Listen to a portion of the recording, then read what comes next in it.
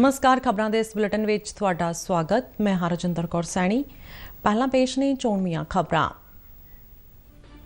नीति आयोग की governing council की 7वीं meeting नवी दिल्ली में संपन्न। प्रधानमंत्री नरेंद्र मोदी ने कोविड महामारी विरुद्ध जंग में ਵੱਖ-ਵੱਖ सूबियां ਵੱਲੋਂ दिते योगदान की भरपूर शलाघा की। भारत के 14वें उपराष्ट्रपति वजों चुने गए जगदीप धनखड़ आउंदे वीरवार अहुदे की सौं चुकणगे।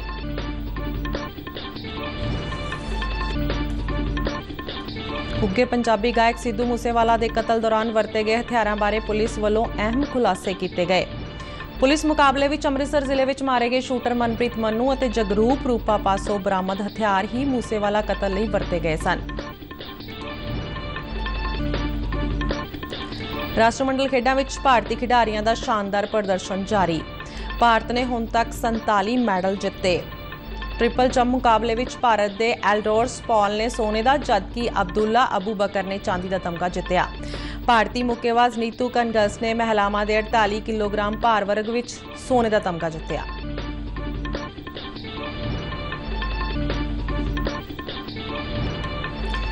भारत और वैस्टइंडीज विचाले 5 T20 मैचों की मौजूदा लड़ी का 5वां ते आखिरी मैच फ्लोरिडा में जारी। ते हुण खबरां विस्तार नाल।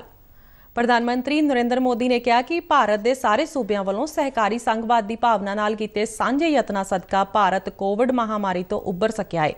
अज नवी दिल्ली में नीति आयोग की गवर्निंग कौंसल की मीटिंग नूं संबोधन करदे उन्होंने कहा कि कोविड विरुद्ध लड़ाई में हर सूबे ने अपनी समर्था अनुसार अहम रोल अदा किया और महामारी विरुद्ध भारत की जंग में अपना महत्वपूर्ण योगदान पाया।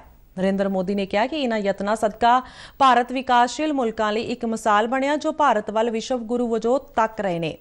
नीति आयोग की गवर्निंग कौंसल की इस 7वीं मीटिंग में भारत के ਵੱਖ-ਵੱਖ 23 सूबियां के मुख मंत्रियों, 3 उप राज्यपालों और 2 प्रशासकों तो इलावा केंद्रीय मंत्रियों ने नवी दिल्ली में हाज़री भर के शिरकत की।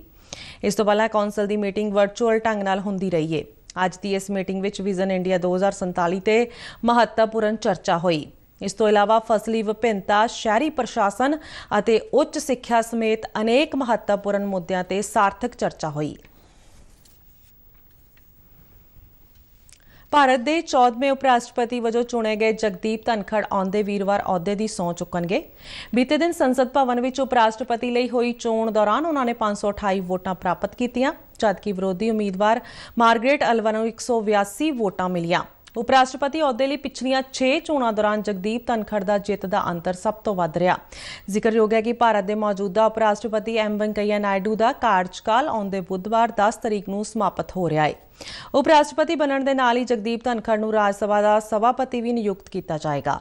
भारत के राष्ट्रपति द्रौपदी मुर्मू, उपराष्ट्रपति एम वेंकैया नायडू, प्रधानमंत्री नरेंद्र मोदी और कई केंद्रीय मंत्रियों और होर नेतावां ने उपराष्ट्रपति चोण विच शानदार जित लई जगदीप धनखड़ नूं वधाई दित्ती।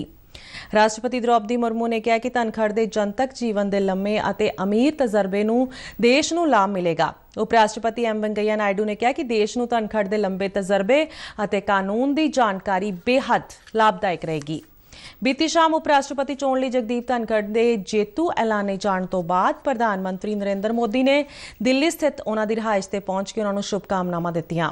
गृह मंत्री अमित शाह ने कहा कि इस समूचे देश लई खुशी की गल है कि किसान का पुत्र देश का उपराष्ट्रपति चुनिया गया है। उन्होंने जगदीप धनखड़ नूं समर्थन देने लई एनडीए दीआं सहयोगी पार्टियां ते होर पार्टियां दे संसद मैंबरां दा धन्नवाद किया। रक्षा मंत्री राजनाथ सिंह ने जगदीप धनखड़ नूं वधाई दिंदिआं कहा कि उन्हां दे लंबे तजर्बे अते आम जनता नाल जुड़े मुद्दों की डूंघी समझ दा देश नूं लाभ होएगा। वजरा कोट की सरप्रस्ती हेठ अज जंगे आज़ादी यादगार करतारपुर विखे फौजी साजो समान और बैंड प्रदर्शन का आयोजन किया गया।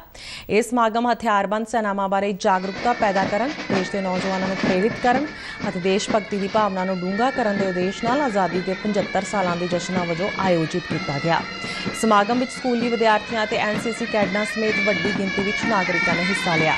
भारतीय फौज की ताकत नूं एक फौजी साजो समान प्रदर्शन राही प्रदर्शित किया गया, जिस विच पैदल सेना के हथियार, तोपखाने, निगरानी उपकरण, विशेष फौजी वाहन और होर घातक और उन्नत हथियार शामिल सन। समागम दौरान फौजी बैंड वालों पेश कीतियां देशभक्ति दीआं धुनां दा भी दर्शकों ने आनंद माणिया।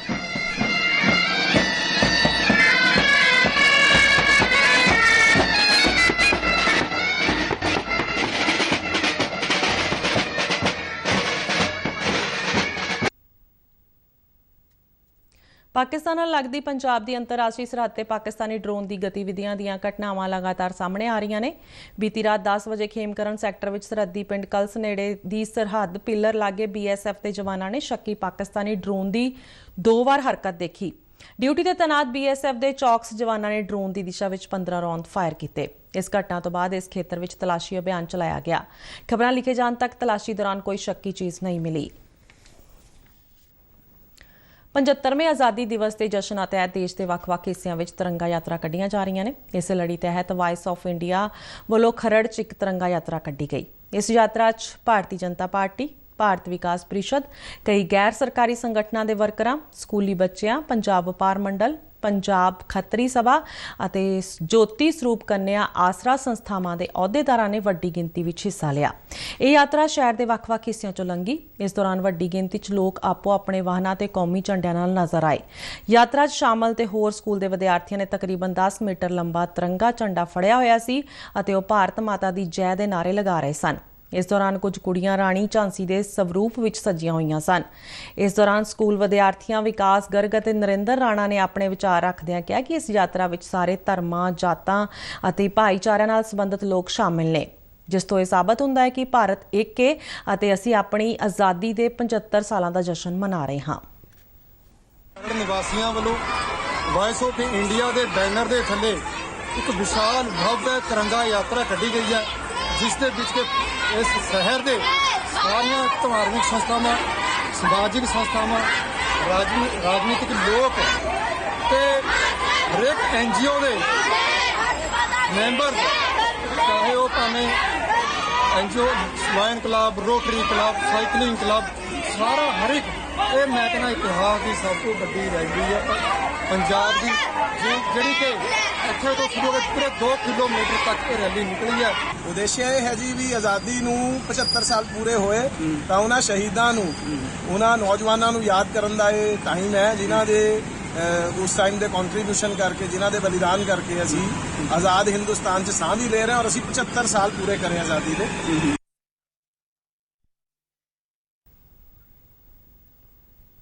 ਲੁਧਿਆਣਾ ਜ਼ਿਲ੍ਹਾ ਪ੍ਰਸ਼ਾਸਨ ਅਤੇ ਸਿਹਤ ਵਿਭਾਗ ਵੱਲੋਂ ਆਜ਼ਾਦੀ ਕਾ ਅੰਮ੍ਰਿਤ ਮਹਾਉਤਸਵ ਨੂੰ ਸਮਰਪਿਤ ਸਾਂਝੇ ਤੌਰ ਤੇ ਈਟ ਰਾਈਟ ਮੇਲਾ ਤੇ ਵਾਕਾਥਨ ਦਾ ਆਯੋਜਨ ਕਰਵਾਇਆ ਗਿਆ, ਜਿਸ ਵਿੱਚ ਡਿਪਟੀ ਕਮਿਸ਼ਨਰ ਲੁਧਿਆਣਾ ਸੁਰਵੀ ਮਲਕ ਦੇ ਦਿਸ਼ਾ ਨਿਰਦੇਸ਼ਾਂ ਤਹਿਤ ਸੁਤੰਤਰਤਾ ਸੈਨਾਨੀਆਂ ਦੇ ਪਰਿਵਾਰਕ ਮੈਂਬਰਾਂ ਨਰਿੰਦਰ ਸਿੰਘ ਗਿੱਲ ਅਤੇ ਜਸਮੀਤ ਕੌਰ ਦੇ ਨਾਲ ਵਧੀਕ ਡਿਪਟੀ ਕਮਿਸ਼ਨਰ ਖੰਨਾ ਅਮਰਜੀਤ ਬੈਂਸ ਵੱਲੋਂ ਝੰਡੀ ਦਿਖਾ ਕੇ ਵਾਕਾਥਨ ਦੀ ਸ਼ੁਰੂਆਤ ਸਥਾਨਕ ਗੁਰੂ ਨਾਨਕ ਸਟੇਡੀਅਮ ਤੋਂ ਕੀਤੀ ਗਈ। ਵਾਕਾਥਨ ਰਾਹੀਂ ਸ਼ਹਿਰ ਵਾਸੀਆਂ ਵੱਲੋਂ ਭਾਗ ਲੈ ਕੇ ਇਹ ਸੁਨੇਹਾ ਦਿੱਤਾ ਗਿਆ ਕਿ ਸਰੀਰਕ ਤੰਦਰੁਸਤੀ ਵੀ ਬੇਹੱਦ ਜ਼ਰੂਰੀ ਹੈ।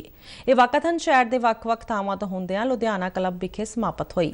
ਇਸ ਮੌਕੇ civil surgeon doctor Hitinder Kaur Kaler ਨੇ ਦੱਸਿਆ ਕਿ ਇਹ ਈਟ ਰਾਈਟ ਮੇਲਾ FDA ਪੰਜਾਬ ਵੱਲੋਂ ਜ਼ਿਲ੍ਹਾ ਪ੍ਰਸ਼ਾਸਨ ਦੇ ਸਹਿਯੋਗ ਨਾਲ ਕਰਵਾਇਆ ਗਿਆ। ਉਹਨਾਂ ਕਿਹਾ ਕਿ ਬੱਚਿਆਂ ਨੂੰ ਜੰਕ ਫੂਡ ਅਤੇ ਆਮ ਲੋਕਾਂ ਨੂੰ ਤਲੀਆਂ ਹੋਈਆਂ ਖਾਣ-ਪੀਣ ਦੀਆਂ ਚੀਜ਼ਾਂ ਤੋਂ ਪਰਹੇਜ਼ ਕਰਨਾ ਚਾਹੀਦਾ ਹੈ, ਜੋ ਕਿ ਸਿਹਤ ਲਈ ਹਾਨੀਕਾਰਕ ਹਨ। ਮੇਲੇ ਦੌਰਾਨ ਆਰਗੈਨਿਕ ਅਤੇ ਪੌਸ਼ਟਿਕ ਆਹਾਰ ਦੀਆਂ ਲਗਭਗ 25 ਸਟਾਲਾਂ ਲਗਾਈਆਂ ਗਈਆਂ, ਜਿਸ ਵਿੱਚ ਲੋਕਾਂ ਨੂੰ ਪੌਸ਼ਟਿਕ ਭੋਜਨ ਖਾਣ ਲਈ ਪ੍ਰੇਰਿਤ ਕੀਤਾ ਗਿਆ।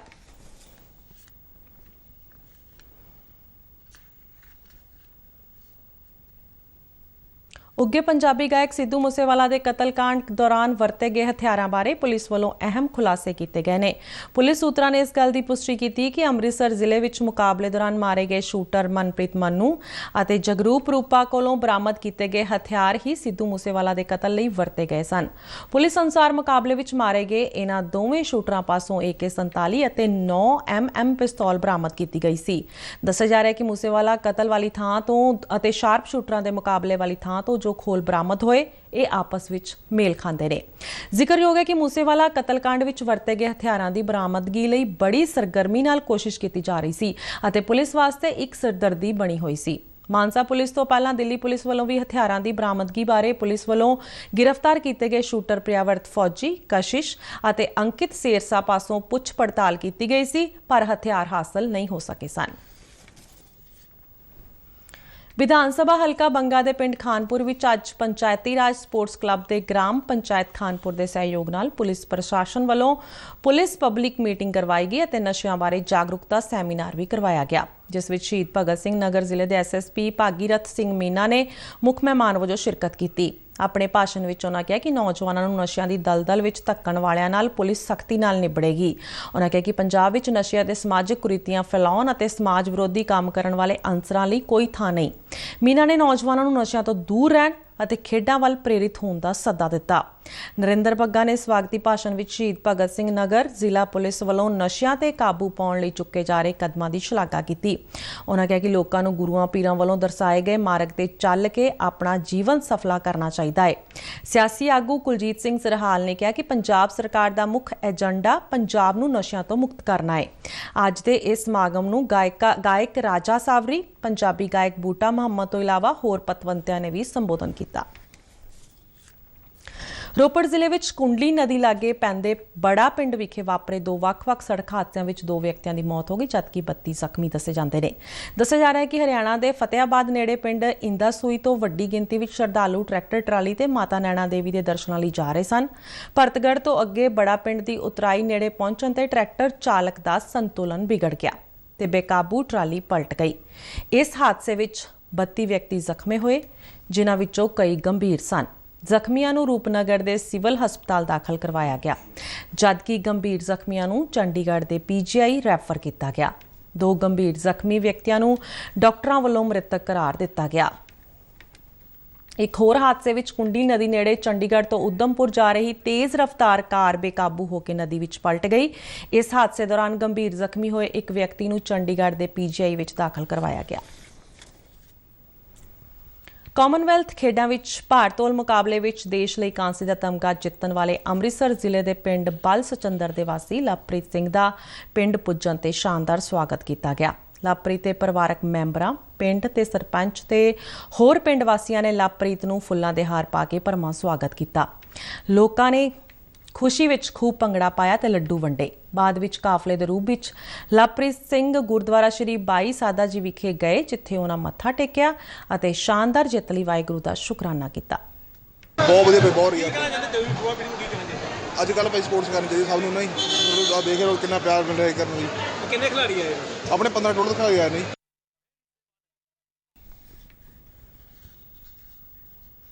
ਬਰਮਿੰਘਮ ਵਿੱਚ ਚੱਲ ਰਹੀਆਂ ਕਾਮਨਵੈਲਥ ਖੇਡਾਂ ਵਿੱਚ ਭਾਰਤੀ ਖਿਡਾਰੀਆਂ ਦਾ ਸ਼ਾਨਦਾਰ ਪ੍ਰਦਰਸ਼ਨ ਜਾਰੀ ਹੈ। ਅੱਜ ਭਾਰਤ ਦੇ ਮੁੱਕੇਬਾਜ਼ ਅਮਿਤ ਪੰਘਾਲ ਨੇ 48 ਚੋਂ 51 ਕਿਲੋਗ੍ਰਾਮ ਵਰਗ ਵਿੱਚ ਸੋਨੇ ਦਾ ਤਮਗਾ ਜਿੱਤਿਆ। ਅਮਿਤ ਪੰਘਾਲ ਨੇ ਕੈਰਨ ਮੈਕਡੋਨਲ ਨੂੰ ਫਾਈਨਲ ਮੁਕਾਬਲੇ ਵਿੱਚ ਮਾਤ ਦਿੱਤੀ।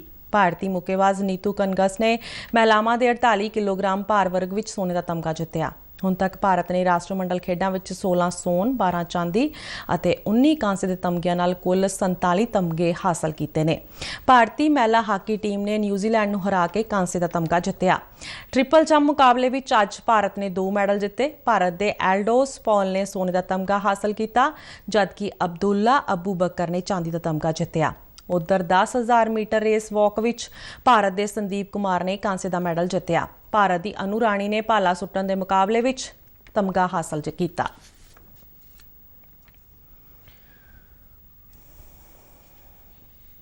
ਭਾਰਤ ਅਤੇ ਵੈਸਟਇੰਡੀਜ਼ ਵਿਚਾਲੇ 5 T20 ਮੈਚਾਂ ਦੀ ਮੌਜੂਦਾ ਲੜੀ ਦਾ 5ਵਾਂ ਅਤੇ ਆਖਰੀ ਮੈਚ ਫਲੋਰੀਡਾ ਵਿੱਚ ਖੇਡਿਆ ਜਾ ਰਿਹਾ ਹੈ। ਭਾਰਤ ਨੇ ਟਾਸ ਜਿੱਤ ਕੇ ਪਹਿਲਾਂ ਬੱਲੇਬਾਜ਼ੀ ਦਾ ਫੈਸਲਾ ਕੀਤਾ। ਖਬਰਾਂ ਲਿਖੇ ਜਾਣ ਤੱਕ ਭਾਰਤ ਨੇ 5 ਖਿਡਾਰੀਆਂ ਦੇ ਨੁਕਸਾਨ ਤੇ 158 ਦੌੜਾਂ ਬਣਾ ਲਈਆਂ ਸਨ। T20 ਮੈਚਾਂ ਦੀ ਇਹ ਲੜੀ ਪਹਿਲਾਂ ਹੀ ਭਾਰਤ ਆਪਣੇ ਨਾਂ ਕਰ ਚੁੱਕਾ ਹੈ। ਹੁਣ ਤੱਕ ਭਾਰਤ ਨੇ 3 ਜਦਕਿ ਵੈਸਟਇੰਡੀਜ਼ ਨੇ 1 ਮੈਚ ਵਿੱਚ ਜਿੱਤ ਹਾਸਲ ਕੀਤੀ ਹੈ। ਵੈਸਟਇੰਡੀਜ਼ ਦੇ ਦੌਰੇ ਤੇ ਗਈ ਭਾਰਤੀ ਕ੍ਰਿਕਟ ਟੀਮ ਨੇ ਇਸ ਤੋਂ ਪਹਿਲਾਂ 3 ਇੱਕ ਦਿਨਾਂ ਮੈਚਾਂ ਦੀ ਲੜੀ 3-0 ਨਾਲ ਜਿੱਤ ਕੇ ਸ਼ਾਨਦਾਰ ਕਾਰਗੁਜ਼ਾਰੀ ਦਾ ਪ੍ਰਦਰਸ਼ਨ ਕੀਤਾ। ਖਬਰਾਂ ਦੇ ਬੁਲੇਟਿਨ ਸਾਡੇ ਦਰਸ਼ਕ RNU DDK ਜਲੰਧਰ ਦੇ YouTube ਚੈਨਲ, Facebook ਪੇਜ ਤੇ Twitter ਹੈਂਡਲ ਤੇ ਵੀ ਦੇਖ ਸਕਦੇ ਨੇ।